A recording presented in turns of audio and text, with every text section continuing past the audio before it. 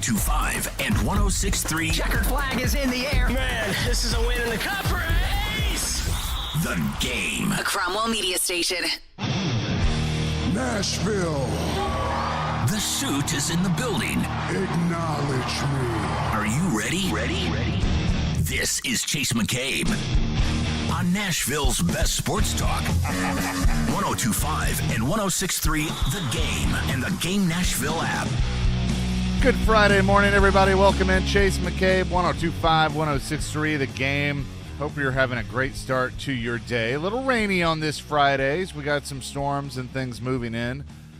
But, you know, as you've heard me say, I kind of think we need it, so I'm not going to complain. Unfortunately, it means not at Titans camp today because didn't want to be out there and have all the equipment set up, and then, bam, here comes the rain. So that's okay. But they will be back on the practice field today. You can weigh in on anything we're talking about on the phone and text line driven by WilsonCountyHonda.com at 615-737-1025. And I am asking this throughout the show because I am a wrestling fan. It's still real to me, damn it. And we're going to talk about it to end the show with SummerSlam picks. I want your SummerSlam picks because I know there's a lot of wrestling fans out there. And, you know, there's going to be some of you that text in like, I don't want to talk wrestling. It's stupid. But whatever. That's fine. We're doing it. It's my show at 10:45. So, SummerSlam picks will come then. Chris Sanders going to join us at 9:30 as he's going to do so every Friday at 9:30 here on the show. So looking forward to that. Big Machine Music City Grand Prix is in town this weekend. They had a big announcement, and that leads off the Pulse. Bringing you Nashville's most trending topic. You can make some noise. It's the Pulse. The band. Now with Chase McCabe.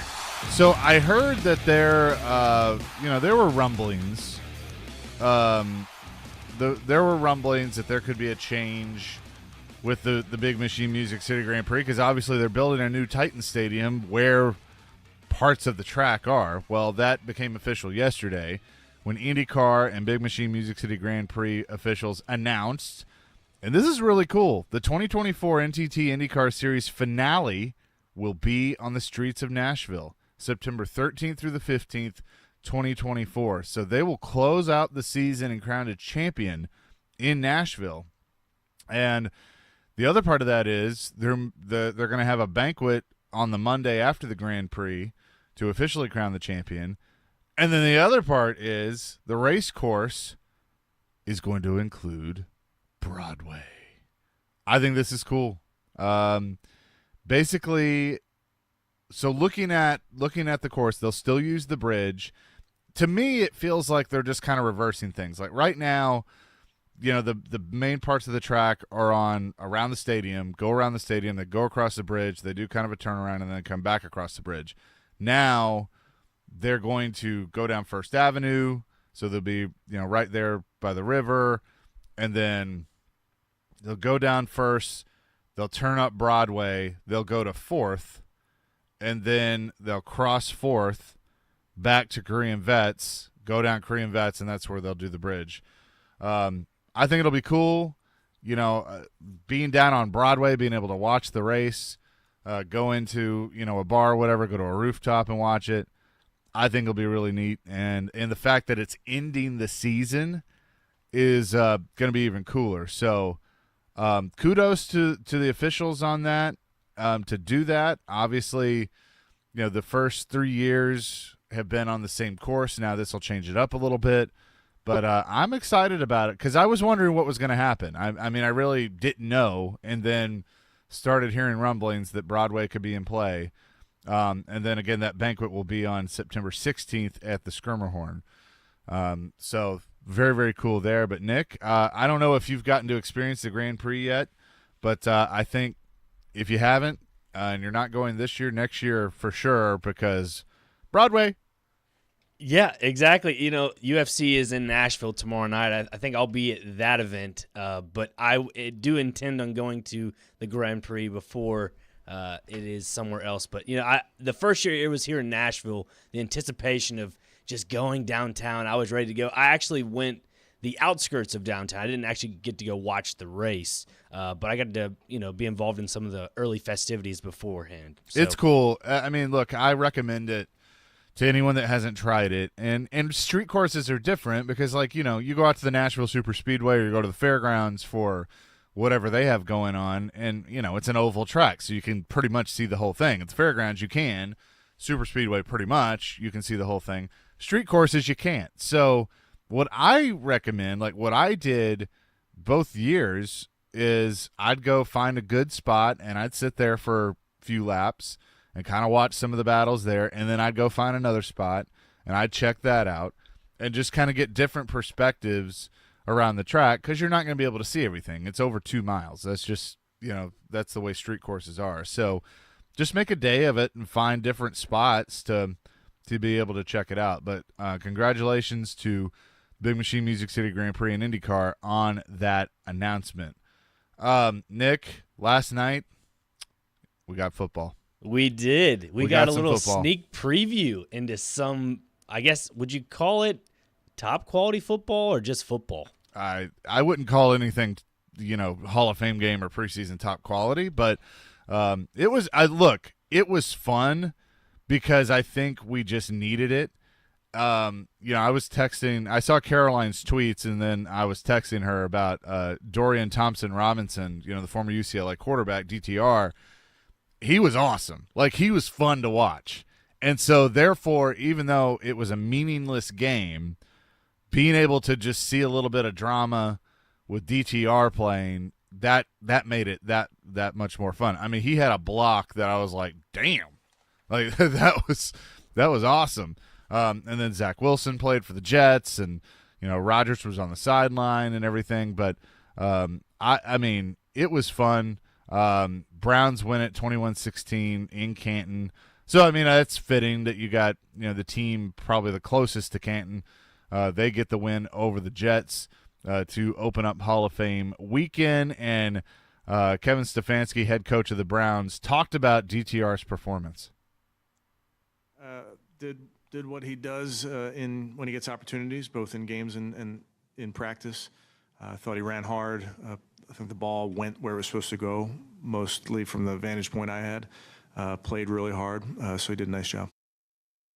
It was Coach Stefanski from the Browns on DTR. So, listen, I don't know how many people watched it.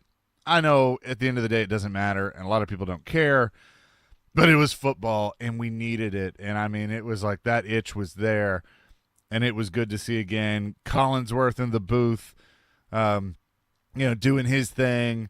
They had, NBC had their crew. Devin McCourty was a part of it, which was neat to see. They were interviewing, all the Hall of Famers and stuff. So it was just nice to see some football again. But one thing that took place, and I, got to work on the Cowboy stuff. Dak Prescott and Trayvon Diggs get into a little trash talking session. There was a video circulating, and I looked it up, and it says NSFW, not safe for work, because they were just cursing at each other. They cleared the air. Dak's like, usually I'm the one starting it, And again, you've heard me say, and this will lead us into the Titans topic, but you've heard me say, little trash talking's okay. I'm fine with a little trash talking. You got to know where the line is. Get a little intensity there. Sam Acho from ESPN, though, gave his thoughts on Dak versus Diggs. There's something there, but I wasn't overly concerned, basically because it is training camp. And honestly, I'm more interested in we heard what Trayvon said. What did Dak say? Because that's the thing. I love the sly comments that are – I don't love them, but I noticed the sly comments that are said under the breath. We heard Trayvon loud and clear, but Dak has some other stuff to say himself. And so I remember being in training camp and getting fights with guys like Kyle Long, right, 6'6", 330, we're swinging, the helmets are flying, fists are flying, things are happening. And, we weren't super tight of friends, but that's training camp. That happened. And so that's what the Cowboys are dealing with. And, probably not a big deal. Trey gets the big deal. Dak, everybody's waiting for Dak to kind of go to another level, lead the Cowboys to a championship. I mean, that's where they are, championship or bust. But then we have the situation here. Jamarco Jones. Where did he end up earlier this week, Nick? The sandpit of doom. That is right.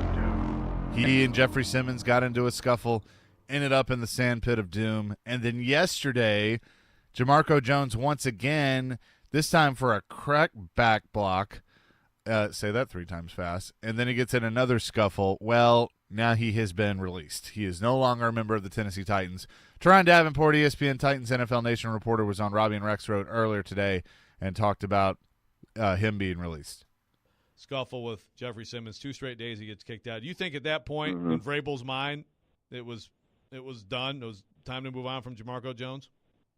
It seemed like it was because he was rather frustrated when he spoke about it. And, I mean, look, man, the way he did that to Chance Campbell, that was a real grimy hit. And that's something even in a game against another team, you're like, wow, that's dirty. But when you do it in practice against your own teammate, it's even worse. So I feel like Coach Vrabel was done at this point. Yeah. Yeah, and he set the tone, and that leads us into what we're going to get into. I mean, I've said this all week that he's not putting up with it. Don't do dumb bleep to hurt the team. Jamarco Jones, no longer a member of the Titans. We will discuss that next. 615-737-1025. Some of your SummerSlam picks already rolling in. I appreciate that. We're broadcasting live from the Hiller Plumbing, Heating, Cooling, and Electrical Studios. And, yes, I did mention the Big Machine Music City Grand Prix is here this weekend. You've heard some driver interviews. You'll hear snippets from drivers today. All of that is presented by Lincoln Tech's NADC and the Nashville Sheriff. The Big Machine Music City Grand Prix, 3 days of racing, 3 days of music, and one huge weekend event. Go to MusicCityGP.com for tickets and get ready to experience Nashville's premier speed and sound event today through Sunday, and we'll have more. 102.5, 106.3 The Game. Nashville is growing, but we remember our roots here. The fairgrounds, my family and I have so many memories there. It is full of history, it is full of culture, and it is full of Nashville. There are some folks who want to tear down our historic fairground speedway. When you do that, you lose part of your story. Don't tear it down, make it better. I'm not necessarily a racing fan, but it's a part of the fabric of the neighborhood. When you lose something, guess what? It doesn't come back. Don't take away my history. Let's make sure we don't lose another piece of what makes our city so special. Check. You might already know about the Acura MDX. V6 engine, seat 7. We have an announcement. We swapped that engine with a specially made 3-liter turbo V6, race-tuned the steering and suspension, and for the first time, added Type S performance to an SUV. So we're just gonna drop this right here. The Acura MDX and first ever MDX Type S. Acura, precision crafted performance. Experience the thrill at Gary Force Acura, proud sponsor of the Nashville Predators. TennesseeAcura.com.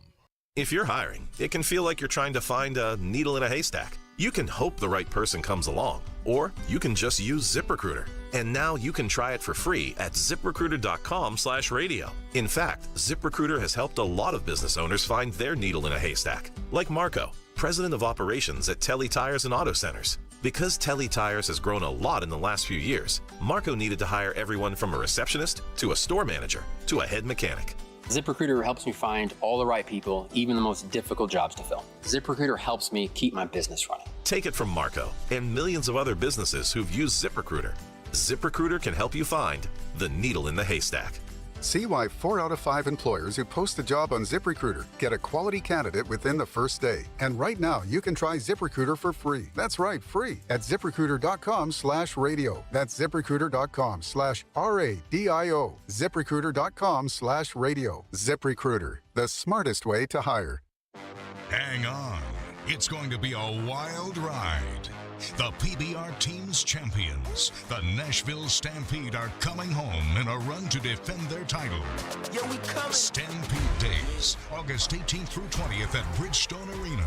Heart-pounding action you don't want to miss. Tickets start at $20. Get yours today at PBR.com or Ticketmaster.com. Yo, we coming. Join us for the ride. Hey y'all, my name is Tiara, and a little thing that I love about the Chick-fil-A Spicy Chicken Biscuit is that it has the perfect amount of spice to jumpstart my day. Whoever thought of it, thank you so much. Hi, my name is Robert, and the little thing I love about Chick-fil-A spicy chicken biscuit is the biscuit. It reminds me of my grandma's homemade biscuit. It's always buttery and savory. Then you add the spices, instant classic. Order the spicy chicken biscuit on the Chick-fil-A app today. Real Chick-fil-A guests paid for their testimonials. All the big plays. Rebound, fly out in front, and Saros covers it up. All the big stories. Andrew Burnett reportedly hired as the next head coach of the Predators. All in one place. We are Nashville's best sports talk. 102.5 and 106.3. Checkered flag is in the air. Comparing goalies to running backs. 46-27 Vanderbilt. Does this group of players need more? The Game and the Game Nashville app. Bring it on, Chop. Let's go. You're listening to Chase McCabe on 102.5 and 106.3 The Game and the Game Nashville app. DeMarco's block on Gibbons, fair game? I don't know what that means. What's fair game? I don't use those clean? type of terms. No, I don't. We don't want to practice like that and be a penalty in the game. That's two times that he's disappeared from practice early. Is he hurting his chances? Well, I mean, I think you have to just know how to practice. We talk all the time about being competitive and going to that line, and certainly not going to do anything that hurts the team. We don't want to see that. How tough is that, Mike? Because, a lot of what you talk about is preaching, you want your players to be violent, but how tough is that to teach that and walk that fine line when you talk about it? You probably have to ask the players. I'm not the ones out there doing it. It was Mike Vrabel. A little testy yesterday after practice, talking about Jamarco Jones. Now, that was about, 11:30, 12 o'clock, somewhere in there, when that press conference took place. At 3 p.m. on the dot, Robbie Bourne from Titans Media Relations sends out Titans transaction August 3rd. The Tennessee Titans made the following transaction today, waived offensive lineman Jamarco Jones. So about 3 hours later, he gets they announced the walking papers. I have a feeling Mike Vrabel walked into the locker room or did whatever the process is, and they went ahead and did it. But you could hear it in his voice. Like, there was some frustration there of, like, he's answering the question, and he did a good job of that. But it's like, I've told this guy, these are the rules, stop doing that. You're going to get a penalty in a game, and yet you continue to do it, and 2 days in a row I had to throw you out of practice to the sandpit of doom, and now it's like I'm just done. Because that tells you two things. One, he's not putting up with anything. And two, Jamarco Jones was just not, if it's another player that's really, really good, then he's probably going to get more chances. He was out of chances.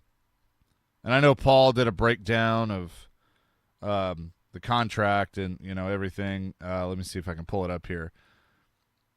Where did he have this earlier?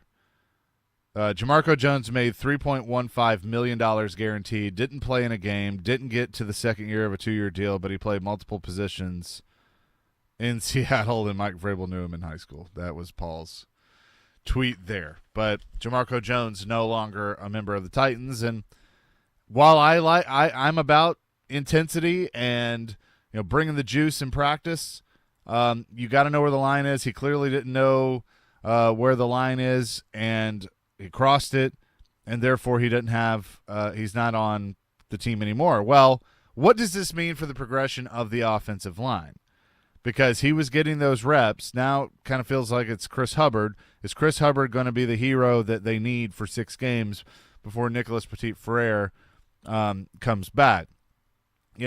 Watching the progression of every other position on the offensive line, it is certainly a work in progress, and now that they put pads on, that's where you're going to see more results. Ryan Tannehill, Titans quarterback, yesterday addressed the media, and I think it was Jared asked the question on when he wants to see the offensive line fully come together. I know you said it was early in camp, but when is the point in camp where you want the pass protection to be better and you want it kind of solidified who those 5 guys are going to be? So as you said, they can come together and gel as opposed to moving guys in. The earlier the better, but at the end of the day, we just have to be ready to go week 1. Obviously, we're here to improve each and every day. And at the end of the day, it's all prepping for the regular season. So when that time comes, week 1, we need to be ready to roll. That was Ryan Tannehill about that, and that's a Tannehill answer, which is basically a non-answer. But I feel like the sooner the better. I want to see this, like, okay, these are the 5, and then you play them as much as possible in the preseason to give them some time. Like, unfortunately, I don't think they have the luxury of worrying about somebody getting hurt. They just got to do it.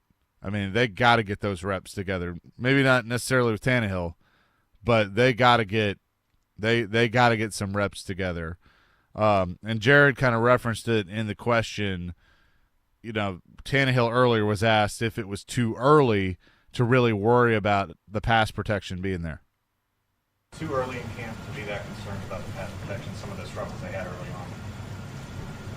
on. Yeah, we're 5 days in, or 5 or 6 practices in, so a lot of work still to be done. I don't think in any aspect of our team is where it should be or where we want it to be. We're going to keep foot on the gas and keep going. I think there's a lot of training camp left and a lot of practices we have left, a lot of time in the meeting room we have left. So got to take advantage of every day, keep the foot on the gas, and keep improving. That was Ryan Tannehill. And look, it's not too early, Ryan, and I think he really feels that way.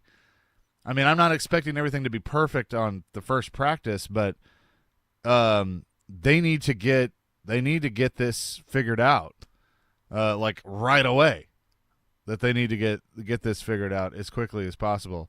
Bradford on the text line asked the question, what is the sandpit of doom?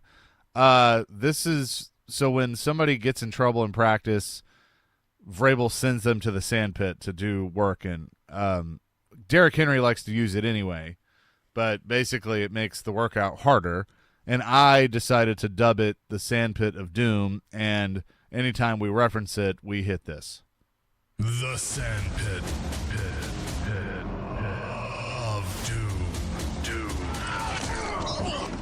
So there you go, Bradford. That is the sandpit of doom, and I appreciate you listening on that. So the offensive line, they got. I'm hoping that we kind of get some answers soon, and up against Chicago, which the thing that I worry about, Nick, is Chicago. We talked to Danny Parkins earlier this week, and the Bears have probably one of the worst defensive lines in the league. So I don't know how tested this offensive line is going to be, but maybe at the same time, not having when they've been tested every day in practice against one of the better ones in the league, maybe going up against a team like Chicago wouldn't be a bad thing. Yeah, no, this is actually a good thing that the Titans were able to kind of cut their grass and get rid of Jamarco Jones early, because this ends up kind of resetting the clock for the offensive line to build chemistry with other players, fluctuate between the 1s and the 2s.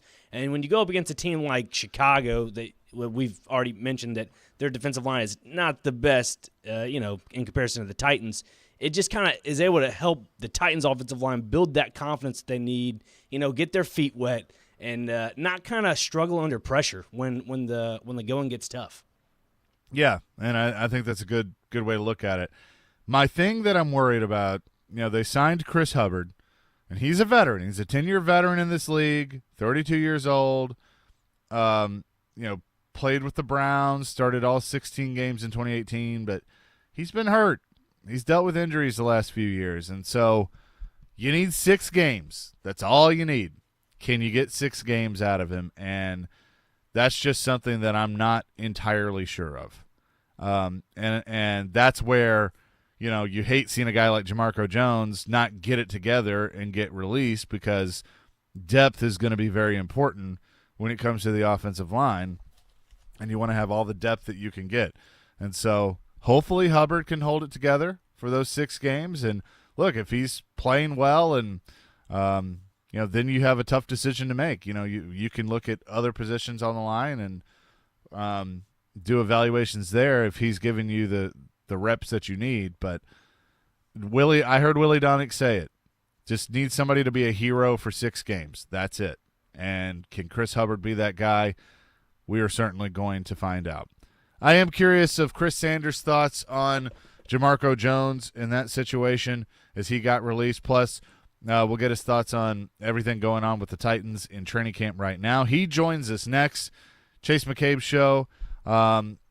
Let's see. Let's give you a chance to win something. We have your chance to win single-day passes to the Bourbon and Beyond Festival in Louisville, Kentucky, Thursday, September 14th through Sunday, September 17th. All you have to do is guess what day it is.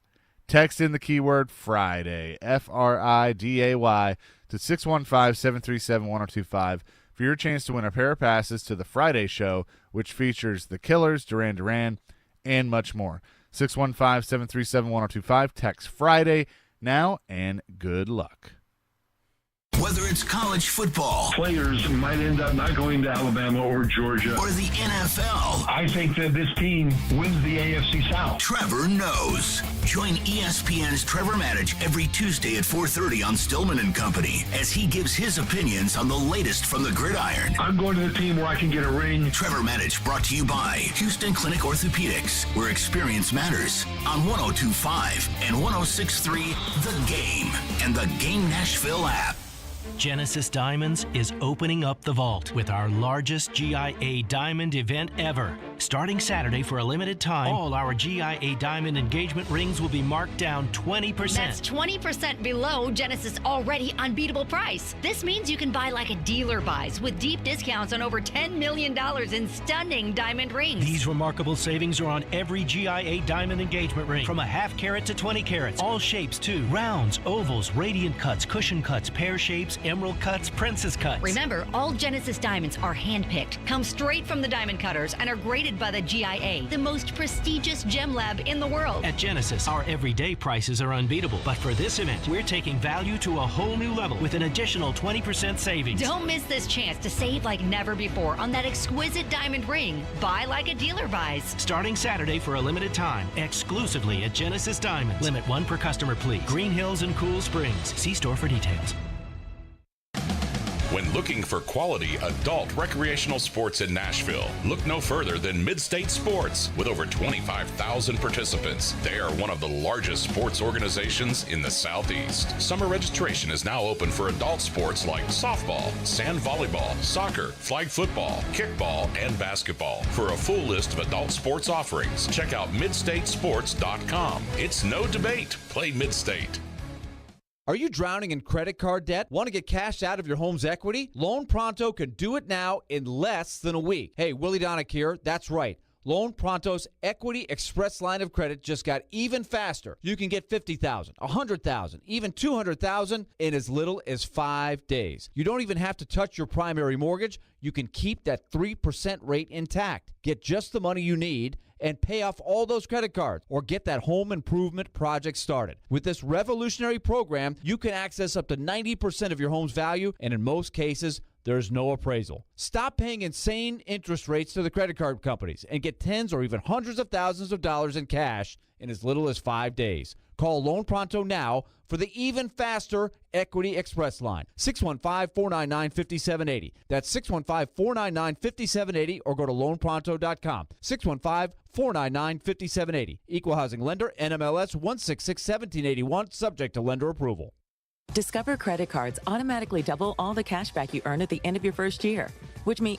Wait, hold up. Question for the audio engineer. Go ahead. Did I read that right? Discover automatically doubles all your cash back? Yeah, that's what the script says. So if I get a Discover card right now, I can earn twice the cash back. Apparently. Wait! Unlimited first-year cash back match. Only from Discover. See terms and learn more at discover.com/match. Hello, whoever it is going to be. You want to weigh in on anything that we're talking about on today's show? Hit us up on our phone and text line at 615-737-1025, driven by WilsonCountyHyundai.com. Chase McCabe on 102.5 and 106.3 The Game. You're listening to Chase McCabe. He did not want to rehearse, and he wanted to leave as soon as possible. On 102.5 and 106.3 The Game and the Game Nashville app. I sometimes see you pass outside my door. Whenever you hear Lionel Richie, it can only mean one man. Chris Sanders joins us now. Chase McCabe, 102.5, 106.3 The Game. Chris, we're going to do this every Friday at 9:30. Yes, sir. I'm excited, man. Hey, we're going to call it CNC, man. Me and you, baby.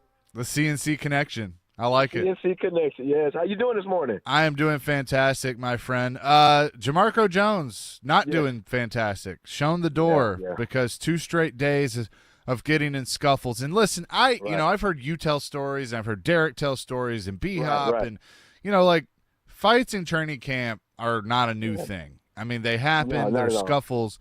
But Mike Vrabel, he's setting the tone. His whole thing is don't do dumb things to hurt the team. Right. And if you get into a fight in practice and you do it in a game, you're getting kicked out of the game, you're getting a penalty, and that hurts the team. So he's trying to set the tone. So what was your takeaway of ultimately he's given this guy chances and now he says, nah, I'm going to show him the door because he can't seem to figure out where the line is?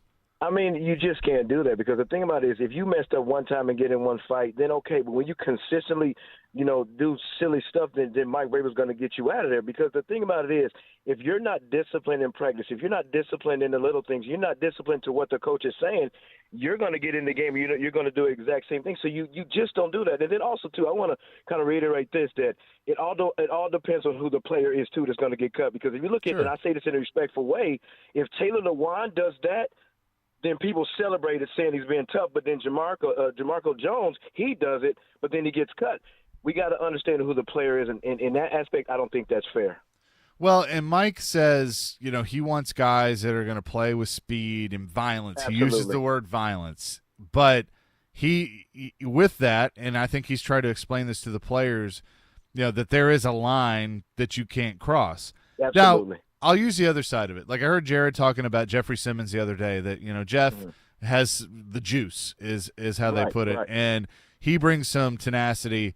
And he's like, maybe he needs to dial it back a little bit in practice. I don't think so because I've never seen Jeffrey cross that line in a game. I like that he brings that intensity because he knows how to use it.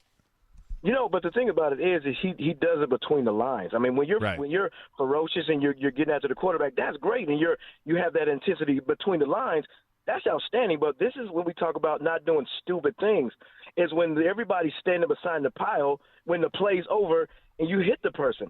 That's not being a smart player or being a tough guy. That's just being an undisciplined player. So we got to understand what actually is going on. Being tough is not saying, okay, everybody's standing beside the pile and I'm going to hit somebody that doesn't see you.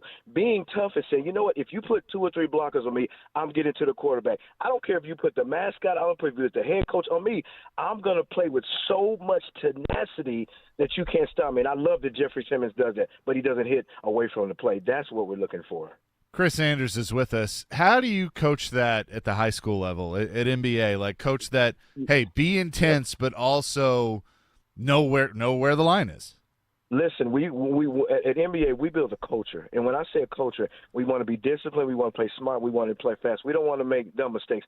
This is one thing that Coach Uverard and our coaching staff will not tolerate, that if you hit somebody, when the whistle's done and you stand over, you flex and do all that, that's not being tough. That's just going to get your team a penalty. So we got to play smart. We want to play tough. We want to play fast.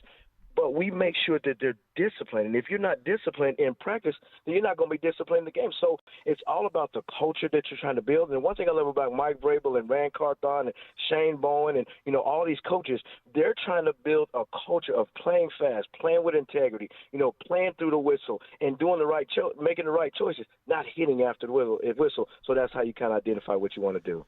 So I was talking to TD yesterday, Chris, and I said, there's a guy that's standing out to me with that receiver group, and it's not the obvious ones. Reggie Roberson, man. Yes, sir. Yes, sir. Reggie Roberson. I love that kid, and I love what he's doing right now. Yes. Is it going to be enough? Yeah, I think it is. And please, because when you talk to Jared, when he walks in the building, please tell him, because when I said this about 4 weeks ago, he laughed at me. And he said, oh, there's no way because we don't know his name. But here's the thing, Chase, is my son CJ played at SMU with him. And when he told me that they drafted, the Tennessee Titans drafted Reggie Roberson, he looked at me, he said to me, Dad, he's special. I mean, he makes plays. He's run after the catch. He can run around. He can take the top off the defense, and you want to have those guys. I think last year, he got hurt. He hurt his knee, so he was playing a little bit tentative.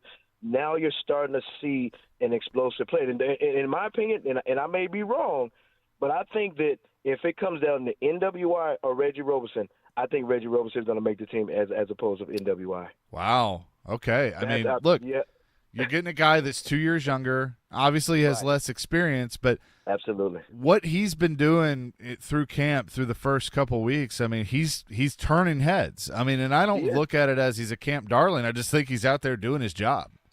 Yeah, I mean, but see, the thing about the thing is the potential is there, and the reason why he wasn't, performing like he could last year because he just came off a knee injury. But if you look at the couple of years at SMU, he was one of the best in the country at that time. He had I think 1 year he had 13 touchdowns over 1,000 yards, making those explosive plays. So you got NWI, who's and I say this respectfully, he's a solid player. But then you got Reggie Roberson that's right there, but also can take the top off the defense. So it's just all going to depend on what they're looking for. But I'm telling you something. This guy can run. He can run after the catch. He can make explosive plays. And TD was telling me a couple of days ago that, man, he should have caught about 3 or 4 touchdowns, but the balls were overthrown. So it just shows you he has the way to separate. Talking to Chris Sanders, what about Racey McMath? I mean, he's another guy that I think is on the bubble, but has a good shot at it. Yeah, he does, but the one thing that's going to help him, and I was talking to TD a little bit, is him playing special teams. I mean, he'll play kickoff, and they were trying him at punt return, so that might help him. But it all depends on how many receivers they're going to keep. I remember in 1999, we had a whole bunch of receivers. We had me, Derek Mason, Kevin Dyson, Yancey Thigpen. We kept 7 receivers. Isaac Bird. Don't forget my man Isaac Bird. Yeah, the Bird man. We kept 7 receivers because we had so many guys that were really, really good. And this could be the situation with this that you got. I mean, don't forget we got, Kinsey. Kinsey's doing well also. So you have a slew of receivers that have a potential to make the team, but it all going to depends on if they're going to keep 3 quarterbacks or keep 2. So that's going to be the determination if they keep 7 receivers. I can always tell with Mike Vrabel when he doesn't like somebody, but it's rare that I see him glow about somebody. He has done that with Chris Moore. He seems to love Chris Moore and what Chris has brought to that. It must be the first name, what he's brought to that receiver room. Absolutely, but he's a Vrabel guy. I mean, he's a tough guy. He plays all special teams. He doesn't complain. He's one of those guys that just brings his lunch pail to work every stinking day to say, you know what, if you want me to block the wedge, if you want me to play kickoff return, if you want me to play punt return, if you want me to play gunner, he's that type of guy. And by the way, I play wide receiver, so, he's a versatile player. And if you look at what Mike Vrabel first got with the Tennessee Titans, he said this. He said, I want versatile players, and Chris Moore is a versatile player. So you mentioned the quarterbacks and whether they're going to take 2 or 3. I think they're keeping all 3 because, Will Levis is making progress, but he's a rookie and he's showing it at times, trying to put a little more touch on the ball, which from a receiver's point of view, how do you help with that? Like if a guy just and I heard you talking about this a little bit, if a guy just throws really hard, and I know Steve McNair had a fastball, but fastball. How do you kind of help the quarterback work through that from your point of view? I mean, I just think it's just communication. And I think that it starts with the number one, the offensive coordinator and the quarterback's coach. Say, you listen, when you got a guy and the depth of his route is like 5 yards, you don't want to gun it in there. You just want to give him a nice ball, a nice touch pass so we can catch it and run. But it just comes with just reps. It comes with, creating a habit of understanding when to throw it hard, when to throw it soft, when to make the right choice of throwing it fast. But at the end of the day, I think as a quarterback and a receiver, to build that camaraderie, you got to trust them and you just got to communicate. Say, man, Mac, hey, you threw a fastball. Just got to ease up a little bit and throw me a softer ball. So once they get to that and the quarterback gets to that, I think that Mike Levis can be successful. Jared asked a really good question yesterday to Mike Vrabel, and I think Mike was careful how he wanted to answer it, but basically was, do you feel like you trust Malik Willis more now in year 2 than you did in his rookie year? And Mike said that we can coach him now. And basically what he meant by that was he's learned the terminology, he's learned the difference in being a quarterback at Liberty and being a quarterback in the NFL. Obviously he's looking the part. He looks, even more in shape and stuff. So how big is that he's taken that big of a step, and now you're seeing it on the field? I mean, he was making some throws. He's made some throws in practice that I never would have seen him make last year. Yeah, but see, here's the difference between last year and this year is confidence. And the reason why he's playing with more confidence and throwing ball in a window or throwing it to a spot before the receiver breaks is because he took the time to learn how to do that. He's developing into a quarterback. And when you got a quarterback that's playing with confidence and understanding the playbook, because if you look at last year, the reason why he struggled, the reason why he was making bad plays is because he didn't understand the playbook. He didn't understand his first, his second, and his third read. So now this year, he talked to quarterbacks that's been in the league for a while. He talked to the offensive coordinator. He's talking to his quarterback coach, say, you know what, help me understand what I'm looking at with my first read. Help me understand with my second read. Help me understand with my third read. So now he understands the read and understands the concept of the play. So now he can use his skill set to play with confidence. So now we're seeing the fruit of what he's been doing. And just look at how he is in practice. He's got a new attitude. He's got a new pep in his step. And the reason why he's feeling like that, because he's understanding the game is slowing down. He's understanding where to throw the ball. He's understanding that I don't always have to run or make the big play. I just take what's coming to me. And that's exactly what Mac did when he won the MVP. Yeah, and I've noticed this too when I'm out there watching Malik, and I remember this early in Mac's career that when you have a guy that can use their legs and they have that type of athleticism, it's very easy for them to go, oh, the play's breaking down, I'm just going to do it myself. Well, one thing that Vrabel and the coaching staff has wanted Malik to do is not to do that, is to not give up on the play too soon. There comes a point where you're going to have to, but how difficult is it to coach that into a guy of getting rid of maybe your instinct, which your instinct would be to tuck it and run, and to give the play a little more time to develop? Yeah, I just think that the coaching staff has got to make sure to help him get out of his comfort level. What's his comfort level? To be like, okay, if it seems like it's breaking down, then I can always take out the run. I think that with Mike Vrabel and Rand Carthon and that coaching staff to say, you know what? Just be uncomfortable and say, I'm going to sit in the pocket and wait for my read, and if it's my last resort, then I'm going to take off and run. So that just takes repetition after repetition after repetition. And then also, after you do it on the field, go back into the classroom and say, okay, let me turn on the film, look at your first read, look at your second read, and then don't always make up your mind and run, because just let the reads come to you. And I think that's why you're seeing the fruit of his labor. So, Coach Chris, 2 weeks away, I guess is what it is. NBA Pearl Cone, which I have loved these games over the last few years. I know they're probably intense for you as a coach, but how's the Big Red looking? We're looking pretty good. I mean, we got a long way to go, but the good thing about it is we built a culture of smart players, and we might not be the most athletic, but we're going to fight. And our head coach Marty Everard is probably one of the best head coaches I've been around, because he loves developing the player, and that's what we're going to do. And I want to take my hat off to Pearl Cone. Coach Bernetti, a fine coach in this city, got great players. They're fast, they're physical, they're mean, they got speed, they got everything. They even got the great marching band. They got all that stuff. But the good thing about it is when it comes to the 18, we got two powerhouse teams going at it, and I'm just going to say it's going to be a great game. What year is this for you? Dang, I'm getting old. Young. This will be my 17th year. Yeah, I knew you. I knew it had been a while. I got my gray hair coming. I got to use Just for Men now, because I got to color the. Hey, before we go, man, I heard a bad rumor. I heard that Jared, that's on the show at 2:00.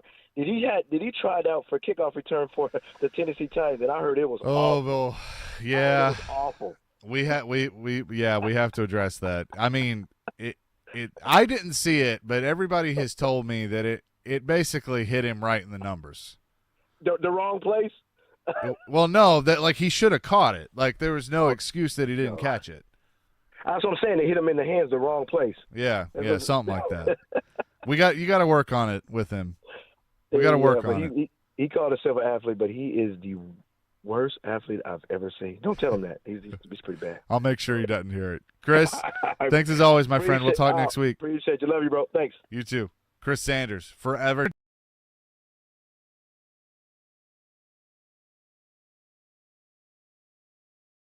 But coming up next, we talked about the other receivers, not named Burks and not named Hopkins.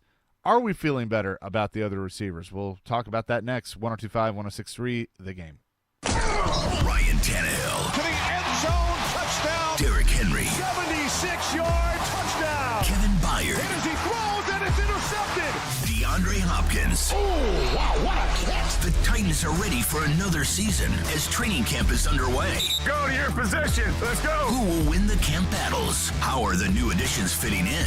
Keep it locked to Nashville's best Titans talk, 102.5 and 106.3 The Game and the Game Nashville app. All right, Superbook Sports football season. It's basically here, right around the corner. And now is the time to place your preseason bets with Superbook in Tennessee. They're the most trusted name in Vegas, and now you can use my promo code CHASE, C-H-A-S-E, to score up to $250 with their first bet bonus, win or lose. They will match your first bet up to $250 simply by using the promo code CHASE. It's that easy. Will Tennessee win the division this year? Who is your pick for MVP, and which team will win it all in February? Don't sit on the sidelines. Win money this season with Superbook Sports. Just download that Superbook Tennessee app or visit superbook.com to place your wagers today. Football, a $250 first bet bonus with the Chase promo code will make you do your own touchdown dance this season with Superbook Sports. Visit superbook.com for terms and conditions. Gambling problem? Call 1-800-889-9789. Do reward. Just desserts. Special day. Payoff. Just because. Whatever your reasons, it's time to visit the spa. Mocara Spa at the Omni Nashville Hotel. Now offering outdoor yoga 9 a.m. every Saturday through September 2nd on the spa terrace. Book any treatment and get complimentary valet parking and access to the rooftop pool with incredible views of the Music City skyline. Mocara Spa at the Omni Nashville Hotel. Inner Zen. Outer beauty. 102.5, 106.3, The Game. Chase McCabe with you. PBR Stampede Days in Nashville, August 18th through the 20th. It is later this month. Justin McBride, the head coach of the Nashville Stampede, the defending champions of the team series and the professional bull riders, is with us now. And Justin, your season is underway. How does everything feel to this point? You know what? It feels good for the season to be back going. We're still kind of trying to find our lineup. We're dealing with some injuries and different things, which that's bull riding. But we've got some young guys that we're really excited about. We're kind of working them in right now while some of the veterans that are banged up are out. And I think once we get everybody back, we are going to have a really deep, tough roster.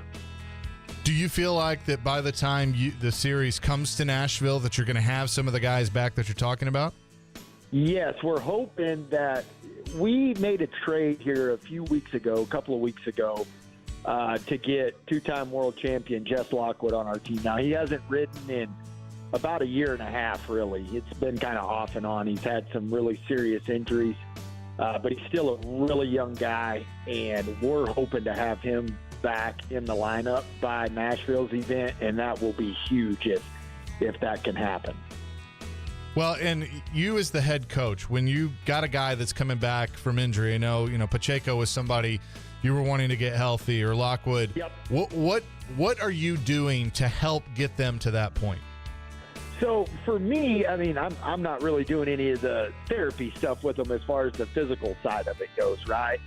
But we try to really still go over the basics and the fundamentals of bull riding. They're at the practices. They're helping the guys. They're watching film. And then it really, for me, I feel like it's my job to help them trust it. Once the doc has cleared them, like I feel like, it's a little bit on me to turn into a cheerleader for them, that they can trust that injury is now healed. Whether or not it'll hold up, you don't know that until you start getting on bulls again at that level. But I think it's just as big of a mental game as it is the physical part. So how much at this point in the season are you watching the standings, or is it still too early to really do that? Yeah, no, I try not to pay attention to them too much. We get in a bubble, and I try to get all of the guys to just focus on riding their bull, because that in bull riding, it's unique from other sports where, you're not so much game planning to beat another team, because you have to ride a bull. There's no rivalries, there's no competition, there's no anything if you can't ride your bull. So it's really about just trying to get those guys to dial into that, not worry about what other teams are doing or this or that, and just focus on the things they need to do to be able to ride the bull that they get on any given game. Well, Justin, we're less than a month away before you're here in Nashville, and we're looking forward to that. But good luck before then, and we'll talk to you soon. Hey, thanks, boss. Appreciate it. Justin McBride, the head coach of the Nashville Stampede. Nashville Stampede Days, August 18th through the 20th at Bridgestone Arena. Get your tickets by going to PBR.com or Ticketmaster.com. It is going to be a fun event for sure. 94.9 The Fan is your home for Hit City. Tonight, your Nashville Sounds continue their 6-game series at First Horizon Park against Durham. Swing and a miss, strike 3. Sounds win. Pre-game at 6:20. On your home of Nashville Sounds baseball, 94.9 The Fan and The Fan app. This is Chase McCabe. Good to meet you. You know why it's good to meet me? Because I'm smart and I'm right. On 102.5 and 106.3, The Game. Phillips and the strength and the weight that he put on this offseason, is that strictly a durability thing, or is that something that you see showing up in his play? I mean, it's a violent game. These guys are, working on the middle part of the field. And, so if that can help him stay durable and be strong and, help him out, I don't think it's affected his quickness and his ability to get in and out of cuts.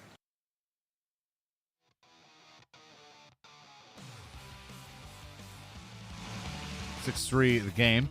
Our training camp coverage presented by the Simmons Bank Open, Parman Energy, Cottle Vet Clinic, and the New Cumberland Development. Appreciate them. And, we talked about it with Chris Sanders just a few minutes ago. I like what I'm seeing out of the other receivers because obviously we all know what Traylon Burks and DeAndre Hopkins need to do. They need to be DeAndre Hopkins, and Traylon Burks needs to take huge steps from year 1 to year 2. They need to be the 1-2 punch. But what about Kyle Phillips? What about Nick Westbrook-Akina? What about Racey McMath? What about Chris Moore? What about Reggie Roberson? I mean, that to me is just as important as the top guys playing like the top guys because you have to have that depth. And in some ways, you got to you're going to have to get that secondary production. I mean, there's, to me, going to be a game or more than a game where somebody like a Chris Moore or a Kyle Phillips or Racey McMath is going to have to come up with a big catch. That's just the bottom line.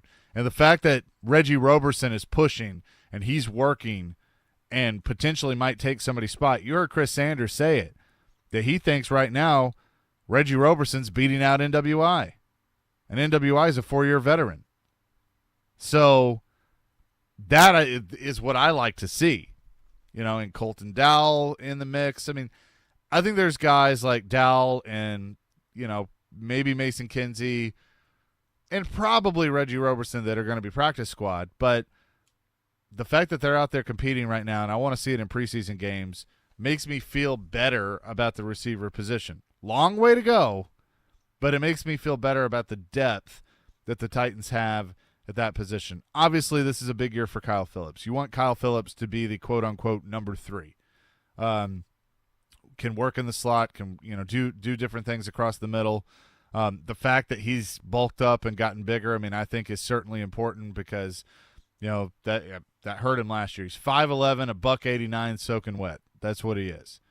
He's a little guy, and Reggie Roberson's right there with him. He's 193, but if they can get that kind of production, out of them, then that's important. Another thing Mike Vrabel said is he also talked about that it helps that guys are learning different positions at the wide receiver spot. This was Vrabel on that.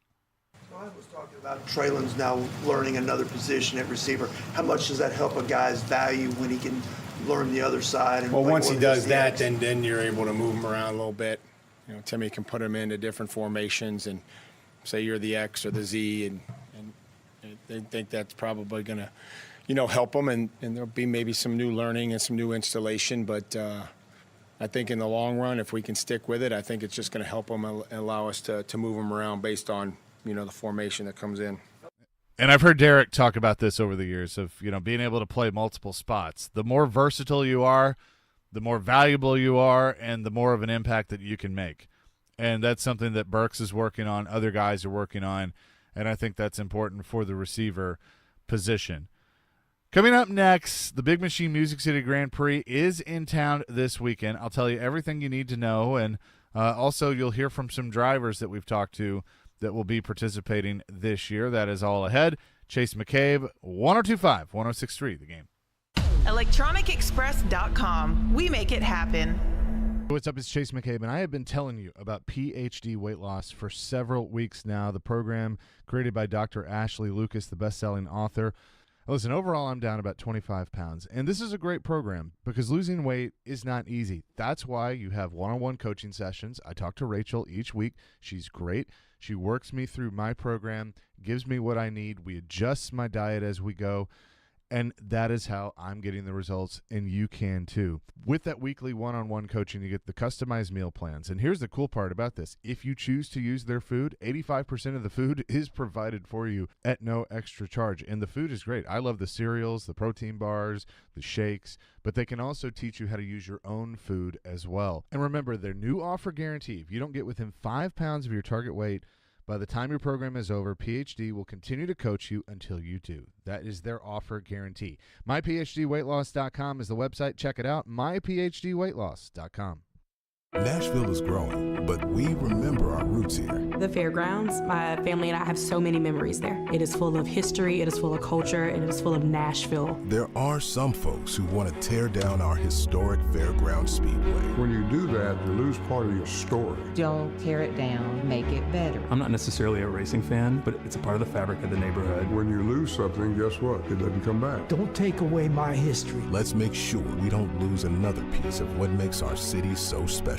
In any work environment, culture is the most important thing. And what makes up the culture? The people. Hey, this is General Manager Sean Ford with Cromwell Media. This month, we want to highlight 2 individuals on our team celebrating their anniversary. First, Max Hers is celebrating over 5 years with us on 102.5 The Game. And our president and owner, Bud Walters, is celebrating his 51st year with Cromwell Media. Thanks to you for the community you've built here. If you're looking for a new career, reach out to us at together@cromwellmedia.com. Love what you do, love where you work. If it's important to Nashville, I'll put it out right now. It's important to Jared Stillman. Like, that's it. He's not afraid to ask the tough questions. Something is going on, and the question is, what does it mean? Or give the strong opinion. And just needed the bozo offensive coordinator to stop ruining the quarterback. Stillman and Company. Weekdays at 2 on 102.5 and 106.3 The Game and the Game Nashville app. All of us at 102.5 and 106.3 The Game want to recognize our active military, veterans, first responders, and educators with the playing of our national anthem. Oh, say, can you see by the dawn's early light what so proudly we hailed at the twilight's last gleaming, whose broad stripes and bright stars through the perilous fight o'er the ramparts we watched were so gallantly streaming. And the rockets' red glare, the bombs bursting in air, gave proof through the night that our flag was still there. Oh, say does that star-spangled banner yet wave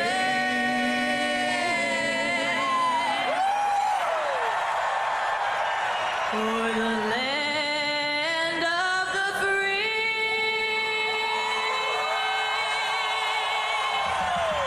and the home of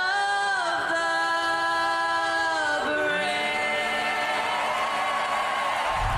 This is 102.5 and 106.3 The Game. Now, your Game Center update.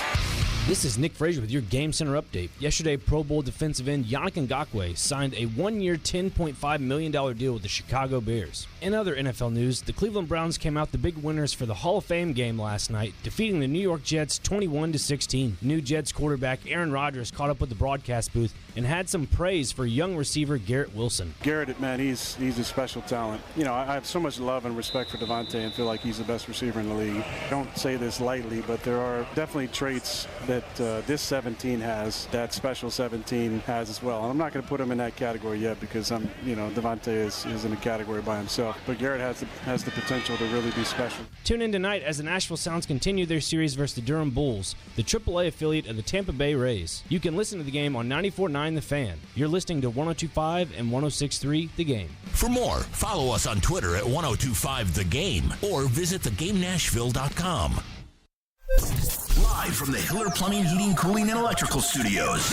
WPRT FM Pegram, WPUC HD2 Laverne. Bobby and Rex Road. Chase McCabe. Caroline, Willie, D-Mays. Stone and Company. Nashville's best sports talk. Crank it up.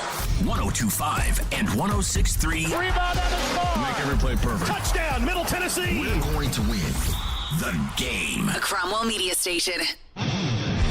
Nashville. The suit is in the building. Acknowledge me. Are you ready? Ready? This is Chase McCabe on Nashville's best sports talk. 1025 and 1063 The Game and the Game Nashville app.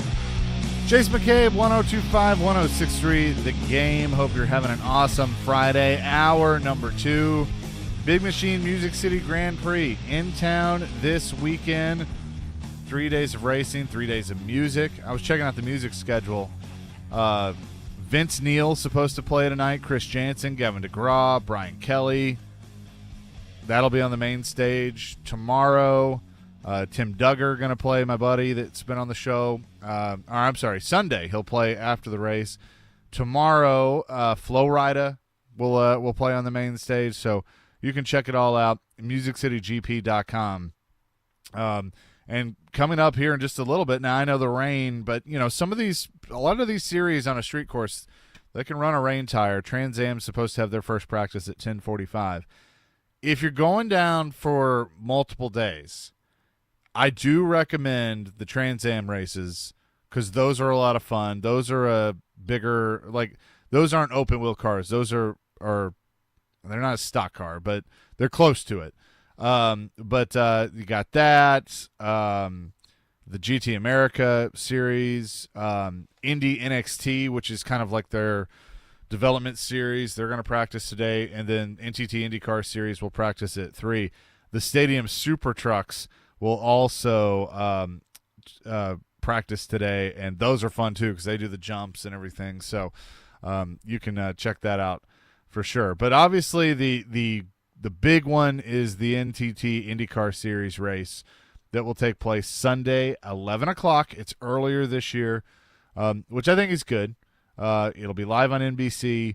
And right now the standings, so Alex Palou is leading the way, and Joseph Newgarden, Nashville's very own, is second. Last year's winner, Scott Dixon, is in third place. So, I mean, all these races are important when it comes to the championship standings. We talked earlier this week to several different drivers, including Colton Herta, who almost won this thing the first year, but I asked him what he can take away from running in the first 2 years and apply to this year.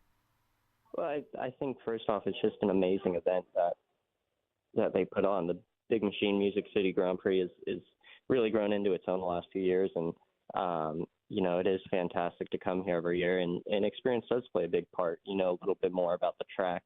Obviously, it's not a permanent racetrack, so we can't just come and test here. So the more knowledge that you get, kind of throughout the race weekends previously that we've raced here, it helps a lot. So it is an awesome event. Hopefully the experience pays off, and we can have a great one here. Yeah, and I'm wondering how much the experience will pay off for some of these drivers. Like I said, and you'll hear from him again in a second, but Herta was in a position to potentially win it in year one. Newgarden has come close, but he hadn't won it yet. Dixon did last year. Palou, those guys. Palou's actually the favorite on the Superbook Sports app. Alex Palou at plus 400, and then you got a group of Colton Herta, Joseph Newgarden, Kyle Kirkwood, Scott Dixon, Scott McLaughlin that are plus 700. And you can get that on the Superbook Sports app. Elio Castroneves, 4-time Indy 500 champion. Talked to him the other day, and I asked him the same question about, what you learned from the first 2 years that you can apply to now. Well, we understand obviously what happened last year. We actually tried a lot of things that did not work, so we're not going to go to that route again. We're going to go with normal what our teammates did, and they were successful here.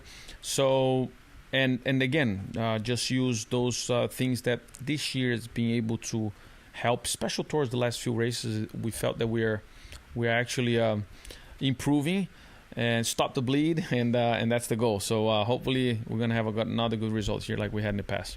And, Castroneves is in a little different position. This is still a team that's in development. Yes, they did win the Indy 500, but he's, trying to just help them kind of find their way. And, he did say, never bet against us, which I would never bet against Elio Castroneves.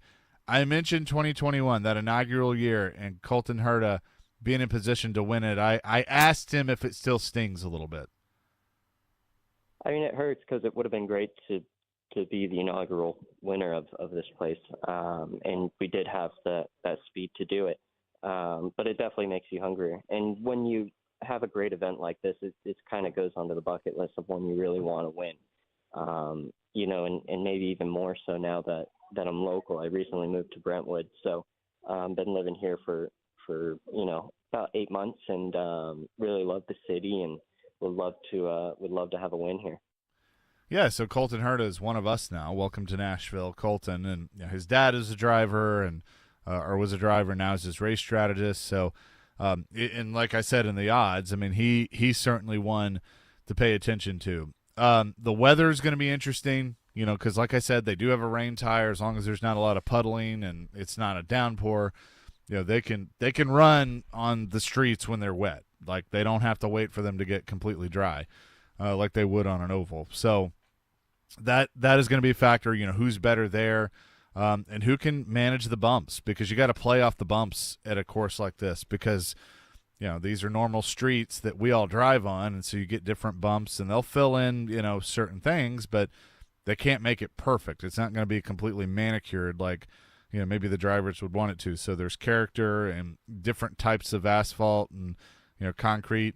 You got to play the bridge. I mean, the bridge is certainly different, for these cars, and I'm glad the bridge is going to be a part of the revamped course next year when they move it more in downtown. I think that's good to have that, because it's such a key piece of it. But just being able to use that, and Elio Castroneves talked about, because I asked him specifically, the differences in a street course and a permanent course and the things you have to worry about.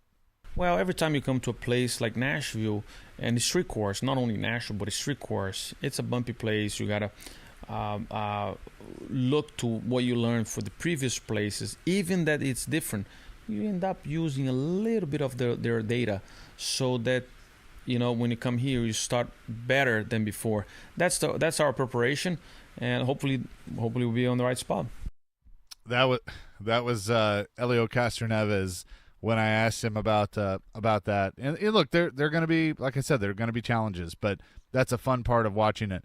I will say, a texter earlier in the show, brought up that you can't see the whole thing, and you can't. You got to go to different parts of the track. I mean, that's the tough part of a street course, but there's so many different seating spots to sit, or if you have a GA pass, just kind of wander around. I would definitely check out different spots around the track, just because I think that it gives you a different perspective. I did that.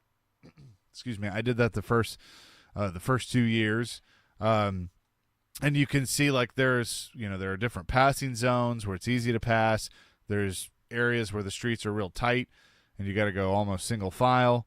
So that's the character that you certainly get out of a street course like this.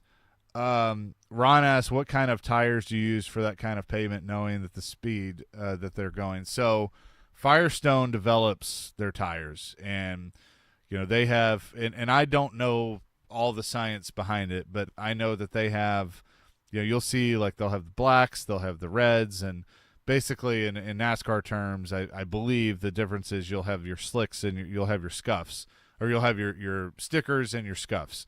So your new tires and the ones that you've put some laps on.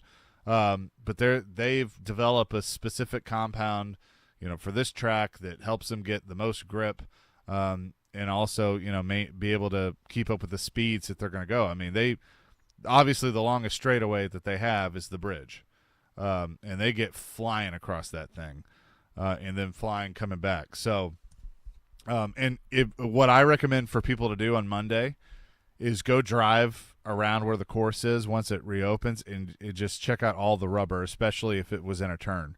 I mean, there's a ton of rubber on the track, and it's kind of cool to see that. But Big Machine Music City Grand Prix, going to be a fun one. And again, they announced that it will move to September 13th through the 15th next year. We'll close out the IndyCar season, and also include Broadway, as the course layout will change a little bit. So really looking forward to that, and looking forward to this weekend. Coming up next, the college football shakeup continues. What is going on with the Pac-12? Are we not going to have Pac-12 after dark anymore? We'll discuss that coming up next. Chase McCabe Show live today, 102.5, 106.3 The Game. And again, Nashville Sounds in action tonight, 6:20 pregame, 6:35 on 94.9 The Fan, as the Sounds continue their series against the Durham Bulls, AAA affiliate of the Tampa Bay Rays. Sounds Baseball, 94.9 The Fan, presented by 312 Pizza and Farm Bureau Health Plans and Family Leisure. More coming, 102.5, 106.3 The Game. 102.5 and 106.3 The Game is live and local. And now, let's meet the starting lineups. Robbie and Rex Road 6 to 9. Big time performance, best part of the team. Chase McCabe 9 to 11. An unrestricted free agent. Caroline, Willie, and D Mace 11 to 2. Got the big contract. The Velvet Touch. Talk about Hall of Famers. And Stillman and Company 2 to 6. Kept going for it. And don't forget, we're your home for all things Smashville. He scored! Nashville's best sports talk, 102.5 and 106.3 The Game. Hey y'all, it's Courtney with Primer Tractor and Equipment. Warmer months have you working overtime? Be sure to visit Primer Tractor and Equipment for all your New Holland tractor and bush hog needs. Swing by our store at 3570 Dickerson Pike in North Nashville, or give our sales team a call. We're now offering 0% financing for 72 months on select New Holland tractors. Get the brands you trust from a local dealer like Parman. Always ensuring totally outrageous customer service. Visit ParmanTractor.com for the best deals on equipment. New Holland tractor, bush hog, and more. 3 days of racing, 3 days of music, one huge weekend event. The Big Machine Music City Grand Prix is not just a race or a festival, it's an experience. Multiple music stations with Flo Rida, Vince Neil, Chris Jansen, Gavin DeGraw, and more. Fast cars going over 200 miles an hour. And a family fun zone with inflatables, Ferris wheels, kids games, and kid-friendly food trucks. Tickets and premium hospitality are on sale now. Go to MusicCityGP.com for tickets and get ready to experience Nashville's premier speed and sound event. You know it's going to happen, and when your car needs service or repair, remember Mitchell's Mr. Transmission on Gallatin Road, just north of Briley Parkway. Now here's Jim Mitchell. At Mitchell's Mr. Transmission, we also offer free towing with any major repairs. If your vehicle has a breakdown and you should need any type towing, towing is available through Dad's Towing Service. Dad's is a professional towing company in Nashville that provides all types of towing and recovery, 24 hours a day. You know it's going to happen, and when your car needs service or repair, remember Mitchell's Mr. Transmission on Gallatin Road, just north of Briley Parkway. Real estate investors, get ready for an incredible opportunity. D&M Development is thrilled to announce the Phase 1 presale of 16 non-owner occupied short-term rentals in Nashville's exclusive resort-style community, the New Cumberland. Nestled between Germantown and East Nashville, this exceptional location offers stunning views of the city and the Cumberland River. Each unit features spacious kitchen, 4 bedrooms, and 4 baths, providing the ultimate luxury experience for your guests. Resort-style pools and a wide range of amenities. Don't miss out on this exclusive investment chance. Visit thenewcumberland.com for more information and secure your spot in this extraordinary community. 94.9 The Fan is your home for Hit City. Tonight, your Nashville Sounds continue their 6-game series at First Horizon Park against Durham. Swing and a miss, strike 3. Sounds win. Pre-game at 6:20. On your home of Nashville Sounds baseball. 94.9 The Fan and The Fan app. Chase McCabe is on. I am not that guy you think I was. 102.5 and 106.3 The Game. When Colorado leaves your conference, that's the tipping point. It's like Dan Lanning said at Oregon, the head coach of Oregon football. Well, what is that? How does that affect our conference? I mean, what have they done? Well, that was the next domino in the conference falling over.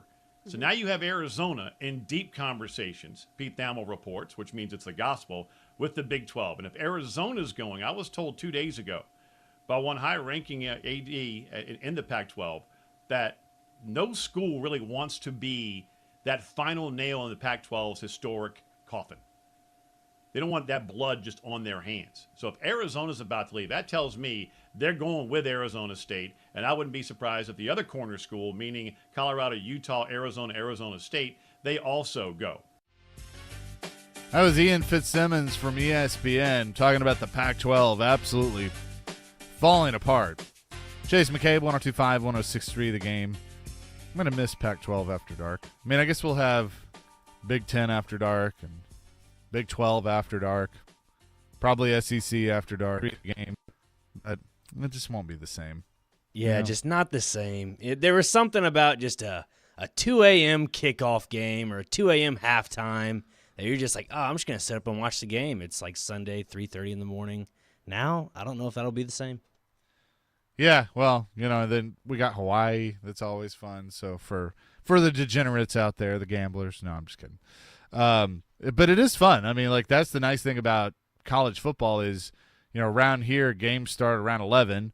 Sometimes you have a 10 o'clock kick, and then it literally goes all day, and, we end the day with Pac-12 after dark. So, but it looks like Arizona is in talks with the Big 12 to join them. Are Oregon and Washington going to follow USC and UCLA to the Big 10? I mean, if all this happens, then we're actually going to see something unprecedented, and that is a conference die. Like, it will just cease to exist. I mean, the Big 12 got gutted because Oklahoma and Texas, ended up, leaving for the SEC, but they're surviving because they're adding other teams, albeit not the prestige of Oklahoma and Texas, but they're adding enough and cannibalizing the Pac-12 that they're going to be able to survive. I go back to a few years ago, whenever it was, that wasn't it the ACC and the Big 12 and the Pac-12 that were talking about some sort of alliance? Yes. That should have, they should have taken that a little more seriously, because this is where they are right now. Trey Wallace from Outkick was on our show yesterday and got into a little bit of this, with the Florida State stuff too, when I asked him about just the disarray in college football. Hour number 2, Chase McCabe, 102.5, 106.3 The Game, broadcasting live at the Hiller Plumbing, Heating, Cooling, and Electrical Studios. Coming up at the bottom of the hour, 4-time Indy 500 champion Helio Castroneves will join. All right, that was the wrong thing. That's my bad, because I put the clips in, so me. But anyway, he talked about basically just this is what's happening right now, and that that you got teams that are scared of what the SEC or the Big Ten are going to do, and so they're jumping ship, and they want to make sure that they're in the best spot. You got Florida State that is talking about the revenue sharing with the ACC, and that they don't feel like it's good for them, and so they're looking to get out, and it's all posturing and power plays, and it's a part of growth, but it's also an unfortunate part of it because, like I said, you're going to see a conference go away and cease to exist in the Pac-12, and eventually you're going to get to a point where there's going to be the SEC is a super conference, and then the Big Ten is going to be a super conference, and then everybody else is just going to kind of be hanging there and be I guess not to the level of a group of 5, but you're going to have like the power 2 and then the other 3, and I don't know how you're going to do it, but it is it's a weird time in college football, and I've kind of thought about this lately, like what's it going to look like 2 years from now, 5 years from now, 7 years from now, 10 years from now? Are we going to get to a point where there's, several national champions? Like, think of it, to use the wrestling analogy, there's a WWE champion. Well, there's a WWE champion, there's a world champion, all within one company. Is that what this is going to look like? That you're going to have basically a national champion between the 2 super conferences, or 3 or whatever, and then you're going to have another national champion, and then maybe you have a group of 5 national champion. You have like different levels, kind of like you see in high school, like with 5A, 4A, 3A, 2A, 1A. It does feel like it's getting to that point, and I don't know if I completely hate that, but it just then is, what's going to be the legitimacy of it all? If you're let's say if you're Colorado, okay, and you're in the Big 12, and Dion leads them to being one of the best teams in the country, but they're not competing in the same playoff as like the SEC or the Big Ten, and they win a quote unquote championship. How legitimate do we look at it? How legitimate is it?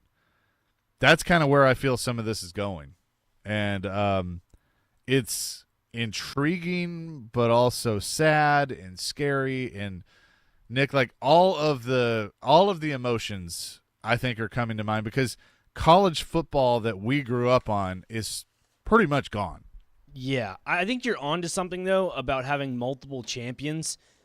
I do think college football is going to get to the point where all these conferences are going to just come to conclusion and just make 2 conferences, like a West and an East, kind of like the NFL, and you're going to have a East champion and a West champion, and you might see it that way where they actually go and compete for a national title like that. But the multiple champions, I just don't like seeing something like that, but eventually we're going to get to that point. Well, because like with the SEC, for instance, if they're about to be at, 16 teams? Okay, so my guess is they're going to get to 20 eventually. So let's say you get to 20, 22, somewhere in there. To me, you're going to have a conference playoff. Like, it's not going to work just having the top 2 teams play for the conference title.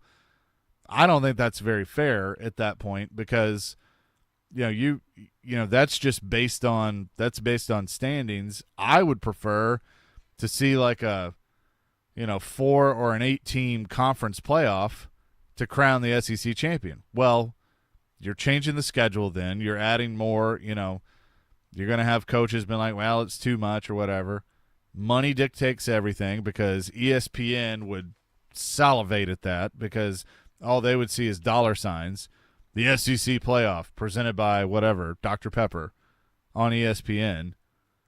And then you finally get to the point where it's like, okay, you get a champion out of the SEC and then pit them against likely a champion out of the Big Ten, and that's how you crown your national championship. Well, then where's the ACC? Where's the Big 12? Where's if the Pac-12 survives?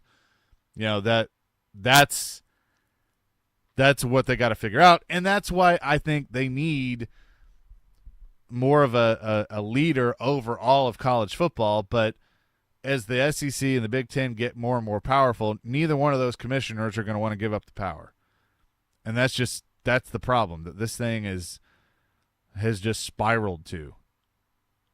Yeah, no, it got to the point where now the conference commissioners are running college football. There is Greg Sankey's running college football. Absolutely. There's no rhyme or reason why people should think otherwise. With NCAA, you now have the NIL and just, conferences are just kind of doing their own thing. The NCAA is just nothing at this point. They're just a four-letter just governing body that's somewhat irrelevant. That's kind of how I look at it. They're useless. I mean, they drag their feet. They wake up from a long nap. And they're like, oh, yeah, okay, we'll do something today. I mean, look, I think Baker's going to make it better, but I also think at this point they've done nothing for so long that everybody just looks at them and goes, yeah, whatever. Yeah. Whatever you say, guys. Yeah, and like kind of circling back to the initial point about Arizona leaving the Pac-12 and going to the Big 12 eventually, you know, you mentioned something about Group 5 earlier, and my question to you is, would you look at some Group 5 teams if you're the Pac-12 commissioner and just try to bring them in on some sort of a bargain deal, or just kind of just hold your guns and hopefully Apple TV carries you home with this sort of subscription deal? Like, what approach would you do if you were the Pac-12 commissioner? Chase? Well, I mean, if the school ultimately decides to leave, you're just screwed. I mean, there's nothing because if Arizona, Oregon, Washington all of a sudden bolt, if I'm Apple TV, I'm pulling the offer. I'm just going like, yeah, this does nothing for us because who cares? Like, no offense to some of the other schools, but like, I don't want to watch Oregon State and who would be left? I mean, Arizona State's probably leaving too. Yeah. You know? Utah would probably follow in the fold. Yeah, Utah's gone. Like, that's the thing. And what Ian Fitzsimmons said I thought was interesting, that nobody wants to be the last one because they're the one holding the knife, even though everybody's taking a jab, but they're the one holding it, you know, and so nobody wants to be that. But that's what it's going to be. I mean, there's going to be a handful of schools that, again, nobody cares about left, and then that's it. That's the nail in the coffin. Pac-12's gone. There's no Pac-12, no Pac-10, no Pac-8 is gone. Garrison laughed at my Power 2 and the other three. That, I mean, honestly, that's what it's becoming. What about players who want to protect their body and decide not to play in certain games? Good question. And NIL has changed some of that. Because, yes, you're still going to have guys that, like, if it's a meaningless bowl game, they're not going to play in it because they want to, protect their draft stock. But at the same time, like, if you're adding a conference playoff and these guys have their NIL deals and they're making all this money, then it's still going to be worth it to them because they're making a profit off their brand and their ability. So I think they would still do it. 615-737-1025 is the phone line. We're going to do SummerSlam picks to end the show here in about 15 minutes. So some of you texted in early. Get your SummerSlam picks. We'll talk a little wrestling. Also, UFC in town this weekend. Give you some best bets on that. But coming up next, back into the Titans, is Jared right on Malik Willis? I'll explain. Coming up next, Chase McCabe, 102.5, 106.3, The Game. Get out of the summer heat and join us for craft brews, food, games, and entertainment at the 2023 Nashville Predators Craft Beer Festival. The fun begins Friday, August 11th from 6:30 to 10 at Bridgestone Arena. Proceeds benefit the Preds Foundation, which supports Middle Tennessee nonprofit groups and programs in the community, and we're proud to support them on 102.5, 106.3, The Game. If it's important to Nashville, I'll put it out right now. It's important to Jared Stillman. Like, that's it. He's not afraid to ask the tough questions. Something is going on, and the question is, what does it mean? Or give the strong opinion. And just needed the bozo offensive coordinator to stop ruining the quarterback. Stillman and Company. Weekdays at 2 on 102.5 and 106.3, The Game and the Game Nashville app. Nashville is growing, but we remember our roots here. The fairgrounds, my family and I have so many memories there. It is full of history, it is full of culture, and it is full of Nashville. There are some folks who want to tear down our historic fairground speedway. When you do that, you lose part of your story. Don't tear it down, make it better. I'm not necessarily a racing fan, but it's a part of the fabric of the neighborhood. When you lose something, guess what? It doesn't come back. Don't take away my history. Let's make sure we don't lose another piece of what makes our city so special. calling all Nashville Sounds baseball fans. You know the 312 Pizza Company in Germantown is the best place to be before or after a Sounds game, but this season, it gets even better. Stop by 312 Pizza Company before or after any Nashville Sounds home game with your day of ticket and get a free old-style beer. That's right, you get a free old-style beer from 312 Pizza just for watching Sounds baseball. Only redeemable with purchase. See you at 312 Pizza Company all baseball season long. 312 Pizza Company, a proud sponsor of your Nashville Sounds. Hey, are you seeking relief? Maybe you just want to enhance your day or night. Did you know there are legal THC products available right here in Tennessee? Yeah, really. You can have legal THC products shipped directly to the comfort of your home. Yes, comfort in cannabis is only a website away. Visit greentreescompany.com. That's Green Trees with a Z, and change your life today. Genesis Diamonds is opening up the vault with our largest GIA Diamond event ever. Starting Saturday for a limited time, all our GIA Diamond engagement rings will be marked down 20%. That's 20% below Genesis' already unbeatable price. This means you can buy like a dealer buys with deep discounts on over $10 million in stunning diamond rings. These remarkable savings are on every GIA Diamond engagement ring, from a half carat to 20 carats. All shapes too. Rounds, ovals, radiant cuts, cushion cuts, pear shapes, emerald cuts, princess cuts. Remember, all Genesis diamonds are hand-picked, come straight from the diamond cutters, and are graded by the GIA, the most prestigious gem lab in the world. At Genesis, our everyday prices are unbeatable. But for this event, we're taking value to a whole new level with an additional 20% savings. Don't miss this chance to save like never before on that exquisite diamond ring. Buy like a dealer buys. Starting Saturday for a limited time, exclusively at Genesis Diamonds. Limit 1 per customer, please. Green Hills and Cool Springs. See store for details. The Chase Ink Business Premier Card is made for people who make things happen, like me. I'm Sam, founder and CEO of Manifest, a product design company that makes everyday products designed smarter. I get 2.5% cash back on purchases of $5,000 or more, plus unlimited 2% cash back on all other purchases, which helps us make more smart ideas into a brilliant reality. The Ink Business Premier Card. Learn more at chase.com/business premier. Chase for business. Make more of what's yours. Real business owner compensated for their participation. Account subject to credit approval. Restrictions and limitations apply. Cards are issued by JP Morgan Chase Bank. Any member FDIC.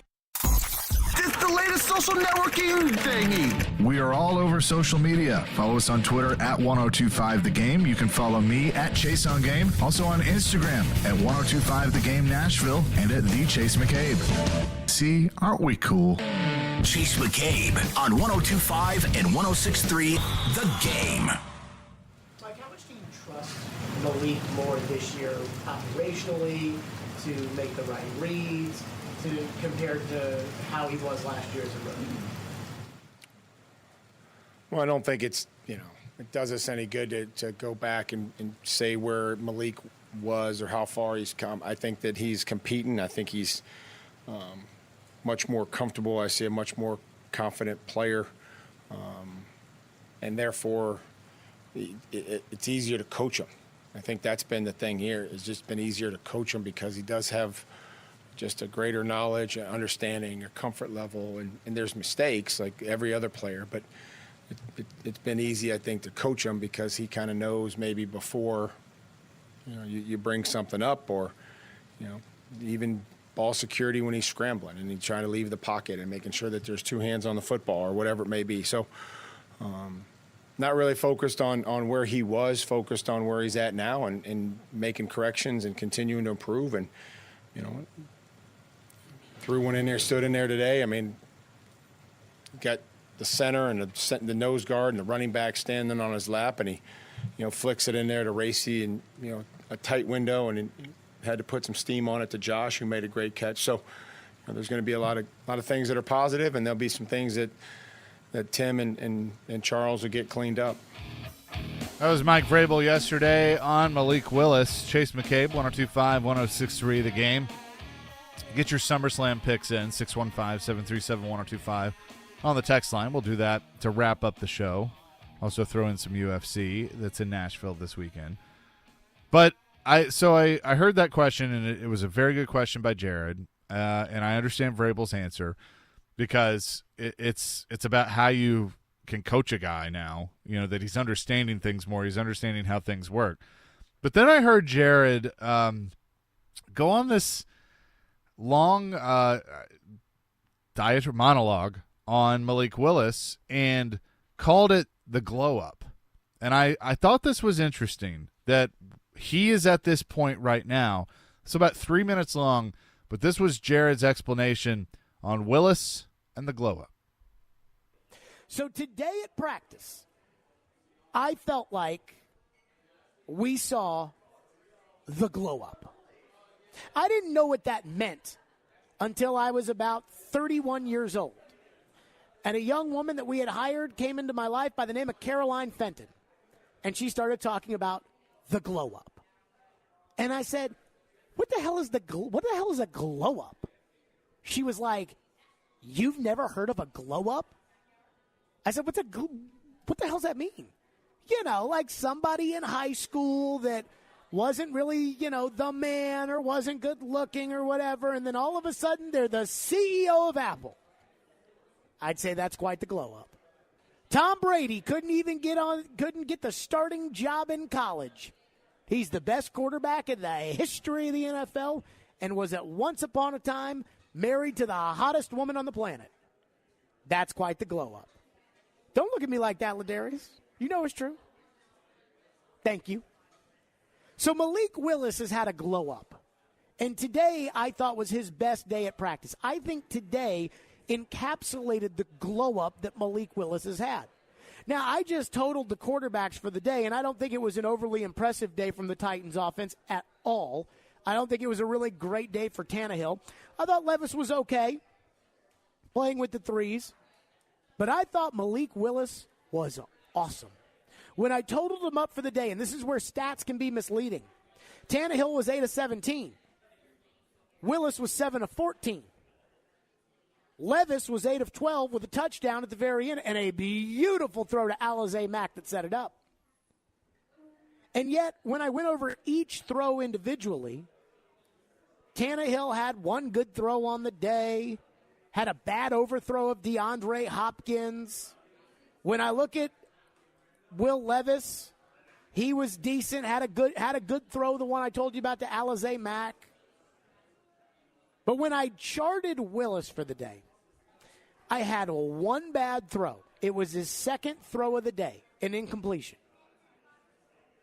And then he had one in the 2-minute drill that wasn't very good. And then his third throw, great. His fourth throw, good. His fifth throw, good. His seventh throw, tight window. Good throw, great catch 81, which is Josh Wiley. Then he had an incompletion in the end zone that hit Nick Westbrook-Akina in the hands. It was an easy touchdown. The blitz came, Malik stood in there and got the ball off. Beautiful throw, perfect amount of velocity, right in the hands, and Nick Westbrook-Akina couldn't catch it. That's not Malik Willis's fault. Today was Malik Willis's best day. Today was the glow up. So let me get this straight. That was Jared Stillman. Malik Willis is going to have his best day of practice as a pro, is how I took that. And we're going to call that the glow up. We're going to say that a practice is he's gone from being, basically sucking to now he's all of a sudden just the dude. I think Malik Willis has had a really nice training camp. I think he's had a nice offseason. I think he has taken big steps. I think he has made a very, very good case to be on this football team. I'm not ready to go that far. And Jared, come on. I knew what a glow up was. But, I'll give you a better example of a glow up. Geno Smith last year, that was a glow up. That was a guy that was a backup and you didn't hear anything from, and when he did get his opportunities before then, it wasn't very good. And then all of a sudden, Russell Wilson's traded to the Broncos. He becomes the starting quarterback of the Seahawks, and he wins NFL Comeback Player of the Year.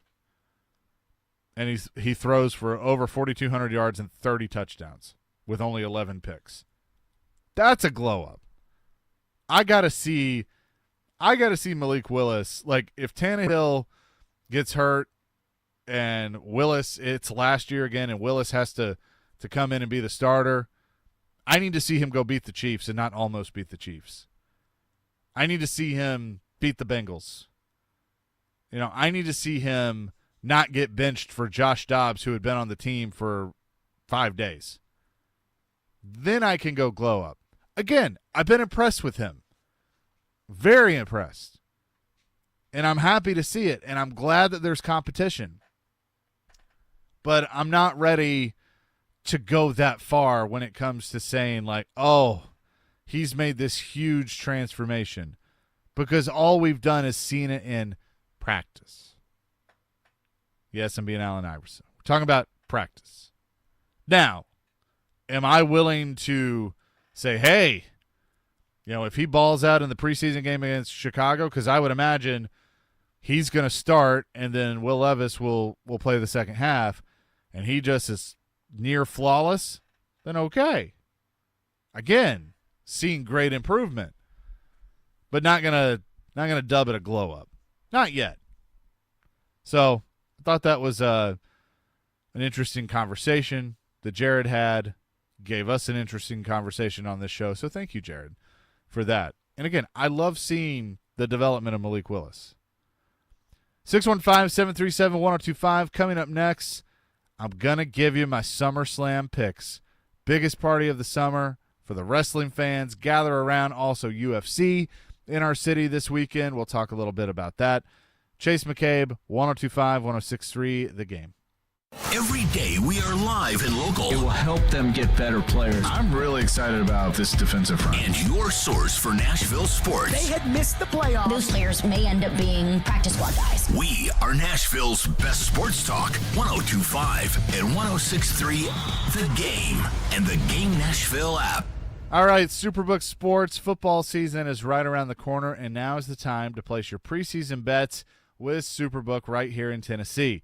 They are the most trusted name in Vegas, and you can use my promo code CHASE to score up to $250 with their first bet bonus, win or lose.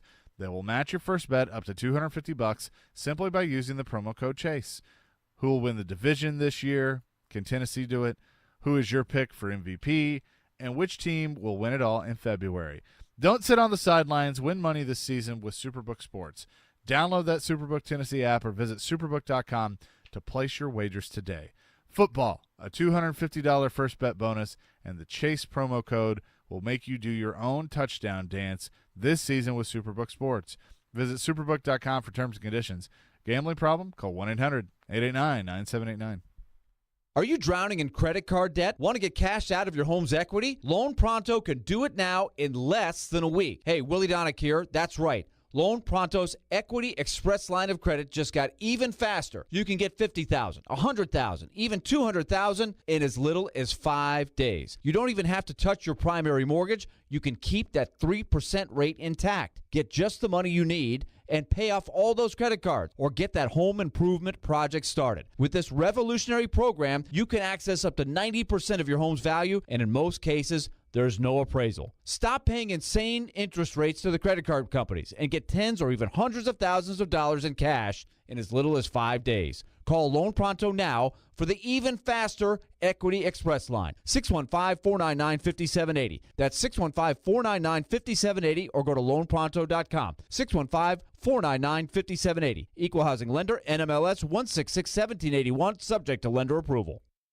Stop by Lincoln Tech's NADC Monday, August 14th through Wednesday, August 16th for their summer open house anytime between 9 a.m. and 5 p.m. and discover a world of opportunity for you and your future career plans. Meet with admissions, get info about career fields that interest you, take a tour of the campus, and learn about scholarships to help finance your education. Don't miss the open house at Lincoln Tech's NADC August 14th through 16th. Visit lincolntech.edu for additional info. That's lincolntech.edu.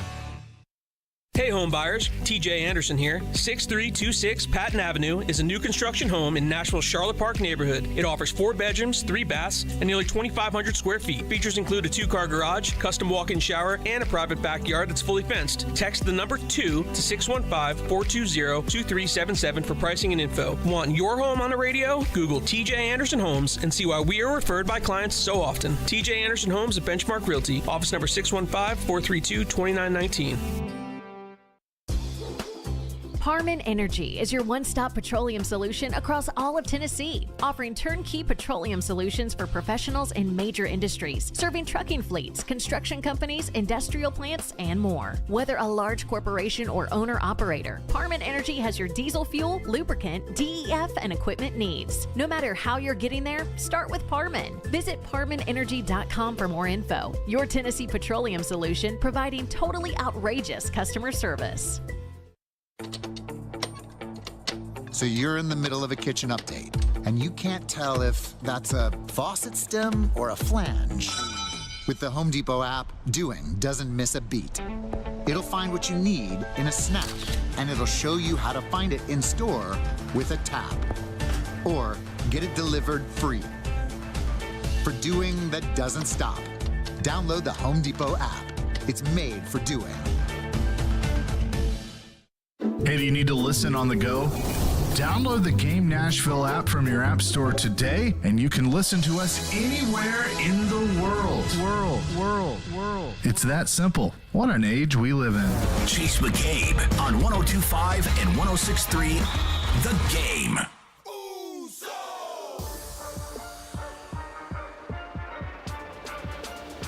All right.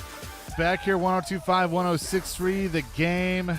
SummerSlam this weekend, little wrestling in Detroit. It was here last year at Nissan Stadium. And so somebody earlier in the week was like, you need to do SummerSlam picks. And I said, that's a great idea. So we're going to do that right now. Some of you like wrestling, some of you don't. That's fine. But on this show, you get a little bit of everything.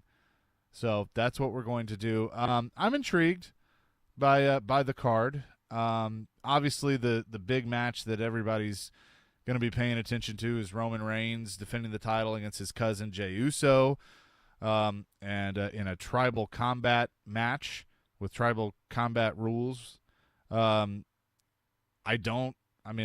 give my official pick in a second on that one, but I have some thoughts. But let's go through some of the picks. And again, if you want to weigh in, 615-737-1025. We'll add yours as well. So another big match, Cody Rhodes against Brock Lesnar. It's the rubber match between those two.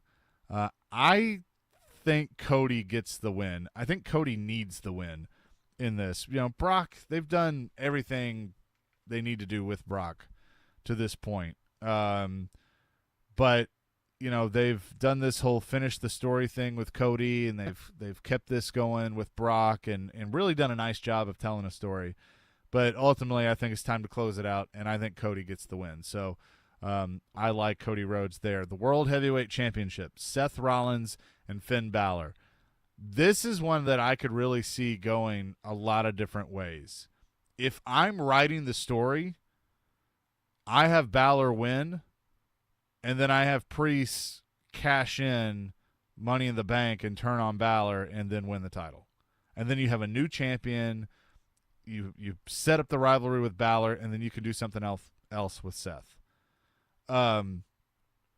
Or you could have Seth win, and Priest cashes in on him, which and wins, and then you can set that up for Balor to be mad at Priest, and you break up the Judgment Day, or Seth and Priest, whatever.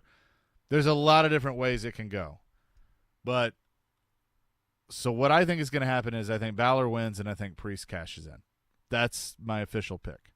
There was a texter, Josh in Kentucky, said what would be epic is if Balor defeats Rollins, both men are exhausted, Priest cashes in on Finn, or if he pulls a Rollins and cashes in during the match and turns it into a triple threat. I don't think it's going to be a triple threat. I think it'll be a post-match cash in. Because, like, on paper, everything should tell you that the champion should retain in all these matches, but they got to do something. Texter asks if I expect Randy Orton to return. That's a good question. I don't know. I don't know where. Is that what you do with Seth? Like you have Orton, could you set up a Seth and Orton thing again? That could be interesting. Other matches, the WWE Women's Championship. Asuka will defend against Charlotte Flair and Bianca Belair in a triple threat. I think Asuka retains. It's not time to give Flair another title, and I think they could get a little bit more out of Bianca and maybe Asuka or Bianca and somebody else. But I think Asuka deserves a long reign. Give her more than just a few months. Bianca got a long reign as champion. I think Asuka deserves the same. This is a match I don't care about at all. I don't get the infatuation with Logan Paul. I mean, yes, he can work. He does some cool spots in the ring. I think he and Ricochet will do some acrobatic stuff. But, again, I don't care about this match. I think Logan Paul wins. He hasn't really won much. He wrestled here last year, but hasn't really won much. So give him the win. Moving on. Intercontinental, Gunther will defend against Drew McIntyre. Gunther is on a historical run as Intercontinental Champion, and I think that has been fun to watch. My heart would love Drew to win, now that he lives in Nashville, but I think they're going to keep pushing Gunther as the Intercontinental Champion before they get ready to put him in the world title picture or WWE title picture. I think he's going to be a champion at some point after Roman drops the title. But I like Gunther in that match. This one's intriguing. UFC's here. Ronda Rousey, Shayna Baszler, both obviously with MMA backgrounds, really good friends. And now they're in the storyline together. They're going to fight with MMA rules. I think Baszler goes over here. I think Baszler should go over here. I kind of feel like Ronda's run her course in WWE. I mean, she's done everything she set out to do.